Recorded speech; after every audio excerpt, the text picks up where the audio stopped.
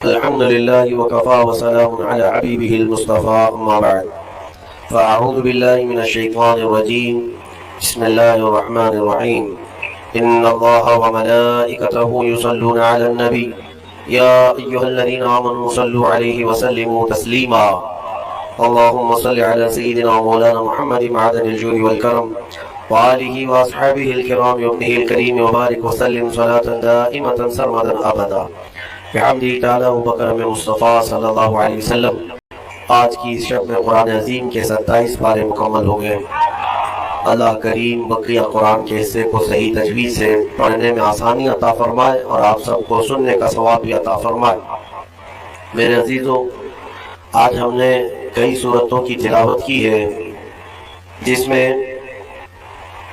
سورہ طور، سورہ نجم، سورہ قمر، سورہ رحمان، سورہ واقعہ اور سورہ حدید بڑی اہم صورتیں ہیں۔ ہر ایک کی اپنی فضیلت ہے، اور ان میں سورہ رحمان کو زینت القرآن کہا گیا ہے۔ پورے قرآن کی یہ زینت ہے۔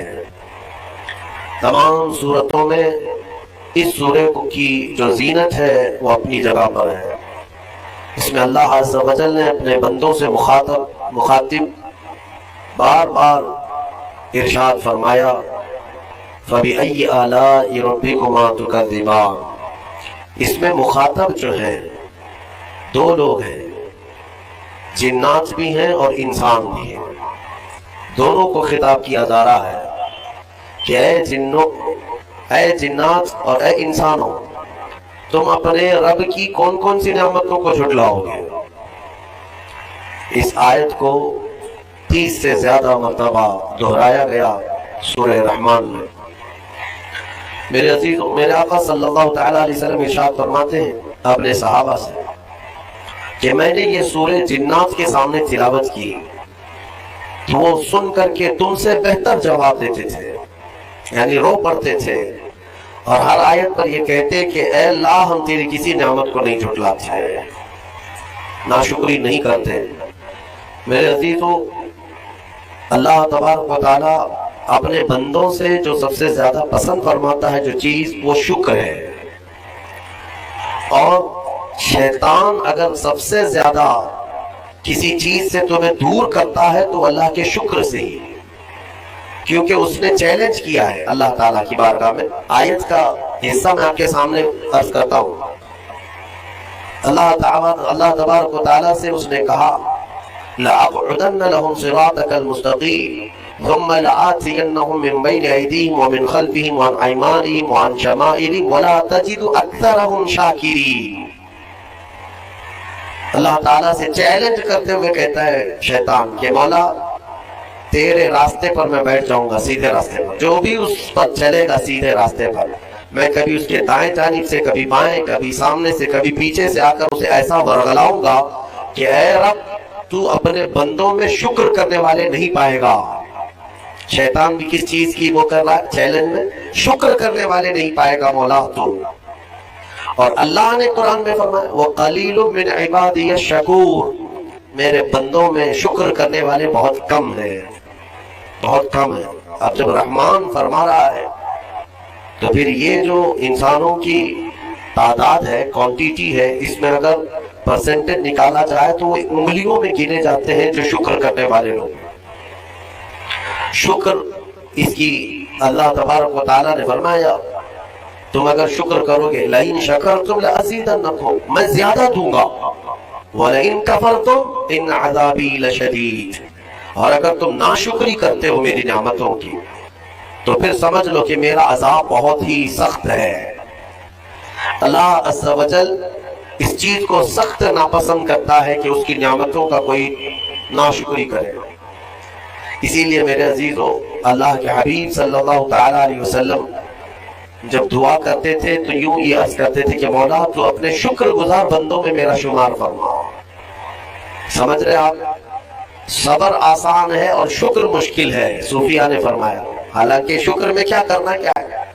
صبر دیکھا جائے تو کٹھن ہوتا ہے، برداشت کرنا ہوتا ہے، مصیبت آئی خاموش رہنا ہے، کسی چیز کی کمی ہو گئی خاموش رہنا ہے، یہی تو صبر ہے۔ गुनाह की ख्वाहिश हुई लेकिन नहीं किया, यही सब्र है। सब्र देखा जाए तो मुश्किल है, लेकिन सूफिया इकराम फरमाते हैं सब्र से ज्यादा मुश्किल शुक्र है। शुक्र है वो कैसे? कहा कि इसलिए कि जब खुशियां आती हैं तो आम तौर पर इंसान हर चीज भूल जाता है, उसे याद ही नहीं रहता कि देने वाले का मुझे शुक्र बजा लाना चाहिए, भूल जाता है। यही तो हमने देखा है। आप थोड़ा सा तजजिया करके देख लें अपनी जिंदगी में, थोड़ा गौर व फिक्र करके देख लें। हमारे घरों में भी जो कुछ भी एक्टिविटीज होती हैं, जो मामूलात चलते हैं, अगर घर के अंदर कोई मुसीबत आई तो आप फातिहा करवाएंगे, कुरान पढ़वाएंगे। मैयत हो गई तो क्या करेंगे? सबसे पहले कुरान पढ़वाते हैं। किसी की बीमारी हो गई, नज़ा का वक्त आया, किसी को बुलाया, आप कुरान पढ़वा रहे हैं। बहुत सख्त बीमार है, पानी पढ़ करके फुकवा रहे। ये सारी मुसीबतों के वक्त आप कुरान या इबादत की तरफ जा रहे हैं, सजदा कर रहे हैं। लेकिन कभी शादी हो रही है घर में, बच्चे का अकीका हो रहा है, वलीमा है, मंगनी है, इन सब मौके पर जो खुशियों के हैं, कब कुरान खानी होती है? कब कुरान पढ़ा जाता है? क्या रब्बुल जलाल की बारगाह में पहले से कोई शुक्राने की महफिल होती है? बहुत कम देखा गया। मौत पर, गम पर, बीमारी पर दुआएं मांगी तो जरूर जाती है, कुरान पढ़ा तो जाता है, लेकिन खुशियों के मौके पर बंदा भूल जाता है। इसीलिए सूफिया इकराम ने फरमाया शुक्र जो है ये मुश्किल है, और मुनाफिक शुक्र नहीं कर सकता। ये मोमिन को अता की हुई नेमत है शुक्र करना। शुक्र कैसे करेंगे आप? शुक्र के बहुत सारे तरीके हैं। सिर्फ ये नहीं है कि जुबान से कह दिया अल्हम्दुलिल्लाह, बल्कि तुम्हारे हाथों पैर भी शुक्र बजा लाते हैं, तुम्हारी जुबान भी और तुम्हारा दिल भी। तीनों तरीके हैं शुक्र के। किसी की जुबान चलती ही नहीं तो क्या वो शुक्रगुजार नहीं है? लेकिन अगर अल्लाह रब्बुल इज्जत के हवाले अपने आप को कर दिया, दिल से वो कहता है कि मौला मेरा कुछ नहीं, सब दे रहा है, वो दिल से कह रहा है, उसके दिल का शुक्र है।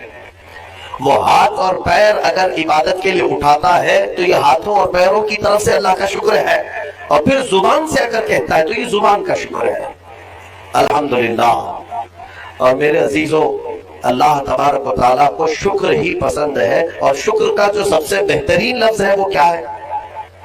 शुक्र करने का अल्लाह का सबसे बेहतरीन लफ्ज क्या है? अल्हम्दुलिल्लाह। यही है ना? आपको आदत डाली गई है कि किसी ने भी अगर आपसे पूछा कि तबीयत कैसी है तो आप क्या कहते हैं? अल्हम्दुलिल्लाह। चाहे सर दर्द हो ही रहा हो, लेकिन आप कहते हैं अल्हम्दुलिल्लाह। ये शुक्र करने का सबसे बेहतरीन लफ्ज क्या है? अल्हम्दुलिल्लाह। अब मैं आपको बताता हूँ, ये सबसे बेहतरीन लफ्ज है। इसीलिए देखो कि अल्लाह ने अपनी किताब, आखिरी किताब कुरान भी अपने हबीब पर उतारा तो उसका सबसे पहला वर्ड क्या रखा? अल्हम्दुलिल्लाह। अल्हम्दुलिल्लाह से पूरा कुरान शुरू हुआ। फिर तुम अगर मौला की बारगाह में इबादत के लिए खड़े हुए, नमाज के लिए रकअत बांधे, इमाम अगर कहीं से जहर में शुरू किया तो कहां से? नमाज में भी अगर इमाम क़िरात शुरू करता है तो कहां से शुरू करता है? अल्हम्दुलिल्लाह से ही शुरू करेगा। मेरे अजीजों, इतना ही नहीं बल्कि रिवायतें मिलती हैं कि आदम अलैहिस्सलाम को जब पैदा किया गया और उनके जिस्म में रूह डाली गई, आपको छींक आई, सबसे पहले आपकी जुबान से निकला अल्हम्दुलिल्लाह। इससे अंदाजा करो कि मेरा मौला शुक्र पसंद करता है, शुक्र पसंद करता है। इसीलिए 30 से ज्यादा मर्तबा तुमसे पूछ रहा है मौला कौन कौन सी नेमतों को झुटलाओगे? तुम अल्लाह रब्बुल इज्जत के आगे सरेंडर हो जाओ, सुपुर्द हो जाओ कि मौला नहीं, मैं तेरी किसी नेमत का इनकार नहीं करता। तुम्हें अंदाजा भी नहीं है तुम्हारे पास नेमत से क्या क्या मौला ने दिया है, तुम्हें अंदाजा भी नहीं है।